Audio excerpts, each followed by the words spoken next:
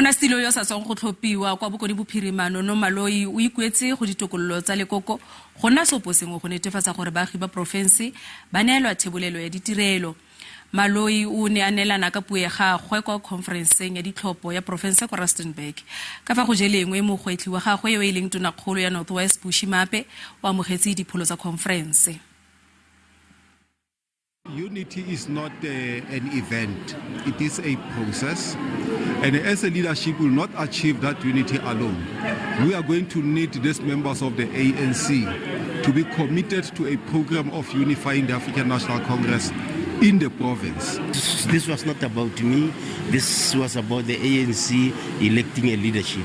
The ANC has elected the leadership. Resa le fo ANC e tshwere phage ka mangana go konesetsa di conference tsa di profense jaaka conference ya yone ya bosetšhaba ya 54 ya tumetse jaaka go setse dikgwedi di le 4 fela pele ga conference ya Sedimonthole. Conference ya Northwest ga ya tsamaya jaaka go ne go rulagantswe e ne e aparetswe ke dikgogakgogano pele e simolola e buseditswe morago makgetlo a le mmalwa ya newa makwalo thibelo a kgotlatshekelo jaanong e atolositswe ka dibeke di le 2 morago ga ditlhopo tsa baeteledipele ba le batlhano ba ba kwa godimo mo bokhutlong jwa beke dikemedi dingwe ga di a itumelela tsamaiso ya conference ko Nono Maloyi a fentseng Monnasetilo jwa ANC kwa profenseng. Dikemedi tse di sa itumelang di tshosetsa go tsaya dikgato tse di kayang ditlamorago tsa conference di sa amogelesege. Ba bega fa ba rulaganya ditlankana tsa go gogela morero ono kwa kgotlatshekelo mo bekeng eno ebile ba tla thapa advocate Thembeka Ncukaitobi go ba emela.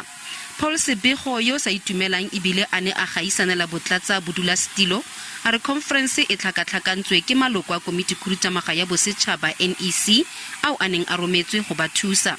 We have confidence in the organization. We have confidence in the officials of the ANC and the NEC.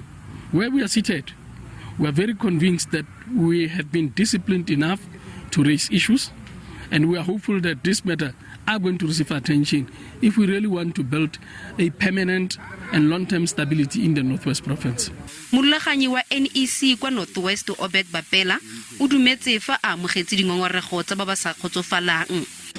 Yes, I did receive the petition yesterday, and I have it with me.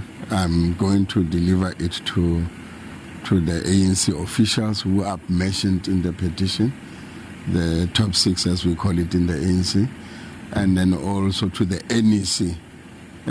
And then there are points and issues that have been raised in relation to what are aggrieved points, and therefore it has to be processed. And then we'll take it from there. ANC kwa profenseng ke tlhoba boroko go NEC mme seno se thatafaletsa baeteledipele ba ANC go tsepamisa mogopolo mo go direleng baagi. It's just unfortunate that Northwest is litigious province. We are now calling it that. Throughout the country, we know Northwest is #1 on taking matters of the organization to court. Now here comes a new group now, because we already know the usual litigants. Now here comes a new group. They are also aiding to the litigious processes in the Northwest. Ga jana go solofetswe gore dikemedi di tla kopana mo dibekeng di le 2 go konesetsa morero e saletseng kwa morago. Seno se akaretsa tlhopho ya maloko a feta 30 a komiti khurutamaga ya profense le ditshwaelo tsa Monnasetilo yo mošwa tsa go tswalela conference. Gape go solofetswe gore motlhankela wa ANC yo go belelwang e le President Cyril Ramaphosa o tla tswala conference semmuso.